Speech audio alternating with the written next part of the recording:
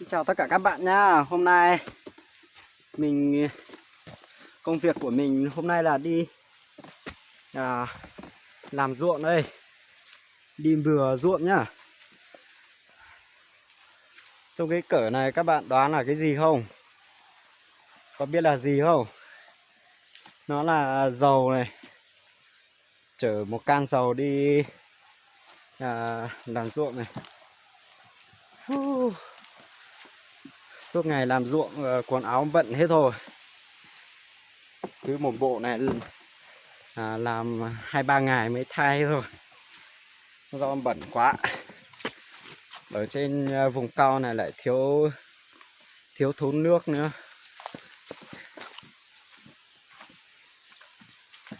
Phải đổi cả mũ cơ.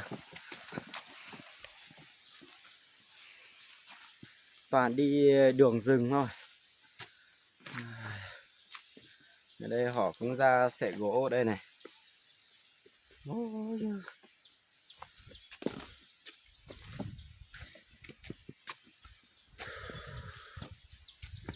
Đi đường rừng với toàn lên dốc thôi, mệt quá.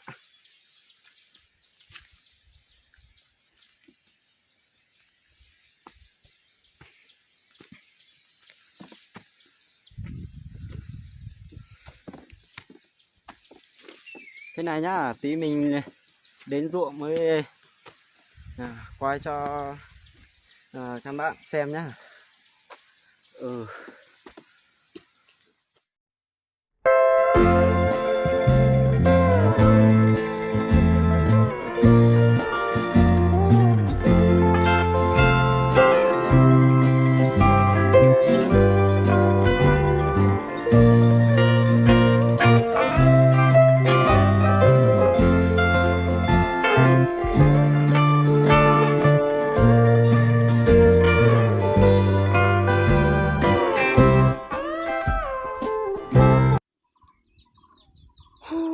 Đến ruộng rồi. Ruộng cũng bừa được một ngày nó cũng được sắp hết rồi. Từ cái mái này ra đến tích bên này nhá. Tích bên chỗ có cái hòn đá đen đen ở tích bên kia nhá. Bên này này. Cũng tương đối là dài cơ, thửa ruộng này. Làm xong thửa này có thửa mà vừa làm mới đất cỏ vàng ở trên kia nữa. Ở số hòn đá đen đen này ở trên kia nữa.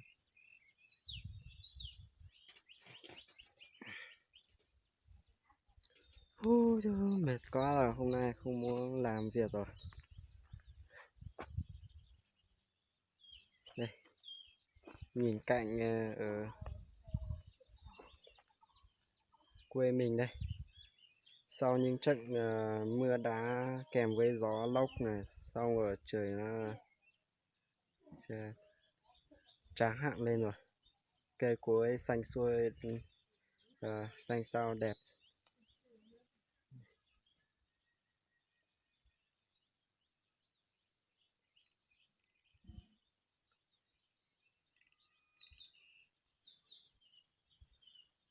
Trên vùng núi này toàn rừng rất yên bình nhé. Cảm thấy rất yên bình. Bây giờ vẫn có chim các loại nó buổi sáng này họ dậy hót ở rừng. Và mùa này cũng là mùa họ đẻ trứng, làm tổ đẻ trứng rồi.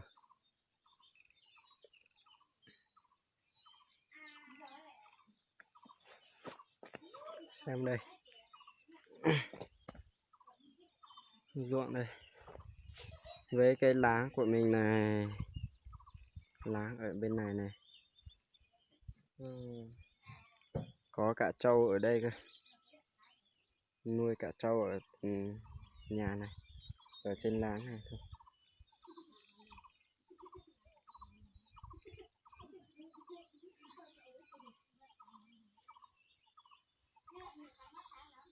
Còn ở trong rừng núi thế này thôi. Các bạn ai thích ở Thế cạnh rừng núi như thế này thì đăng ký kênh ủng hộ mình để mình ra những clip về rừng núi này các bạn sẽ được thấy nhé.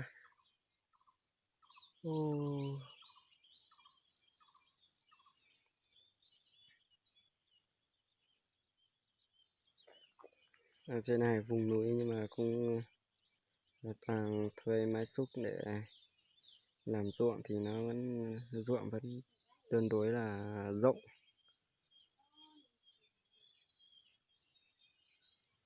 Phải dùng cái máy này làm cơ. Máy này nhìn hơi xa thấy nó bé bé thôi, nhưng mà máy này là máy Nhật nhá. Đây, để tí mình bừa rồi mình mới coi cho các bạn xem nhé. Ok. Ê, bây giờ đi nổ máy nhá. Máy không cái tay quay hỏng rồi, phải quay bằng cái buli này thôi.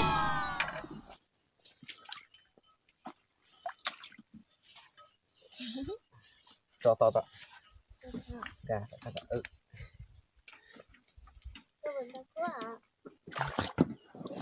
Một hai ba. Ôi không nổ được. Cho Hà Khánh. Cho Hà Khánh.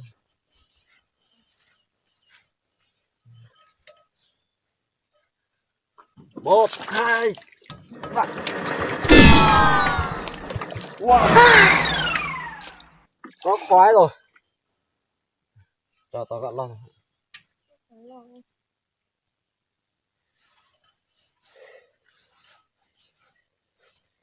Lần thứ 3 là nổ luôn nhá. Cố lên nào. Go. Ui.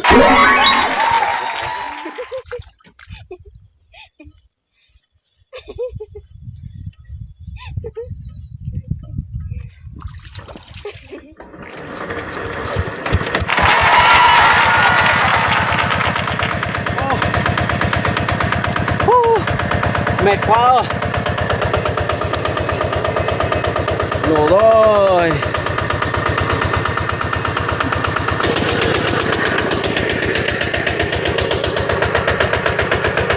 Đi thôi.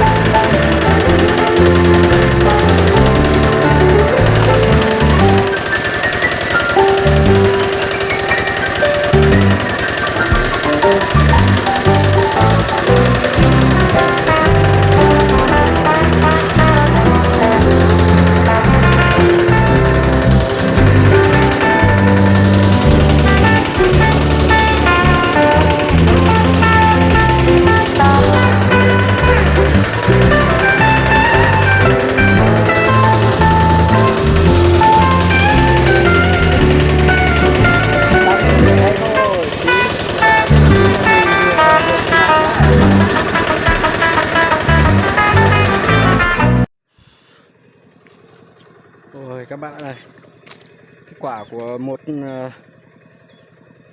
sắp hết một buổi rồi, tầm 4-5 tiếng là đã hoàn thành rồi. Đây, phản liền rồi, thấy chưa? Ôi rồi, mệt quá rồi, bận đất hết rồi.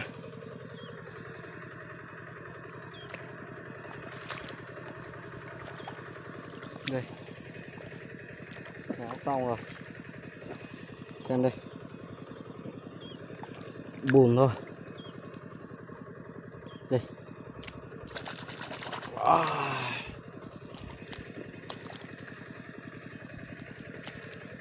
cuối cùng là đã xong rồi nhá. Một ngày này thì mái to thôi, mái bé thì chắc một ngày này không xong được đâu, một buổi này không xong được, phải một ngày ấy.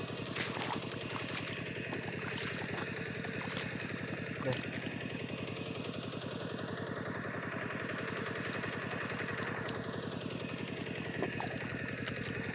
Bận đất hết rồi.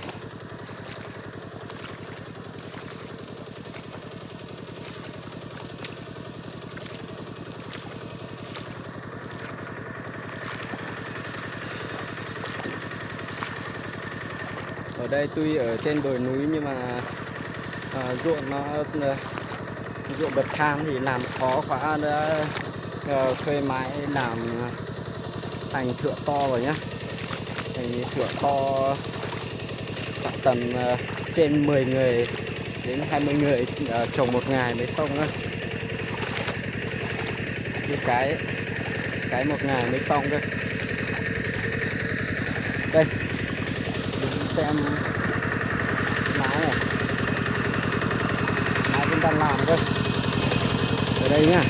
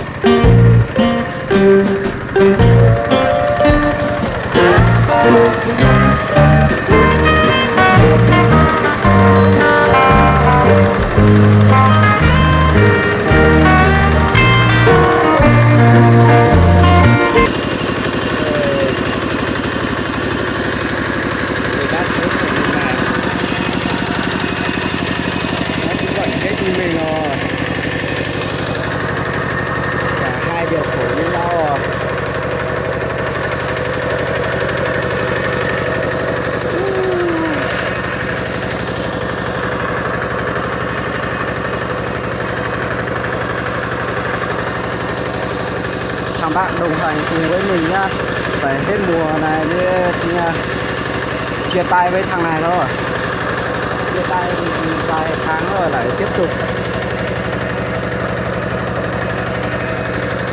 Bạn đồng hành của mình phải đi cùng với nhau đến hết tháng 7, tháng 8 mới xong thôi.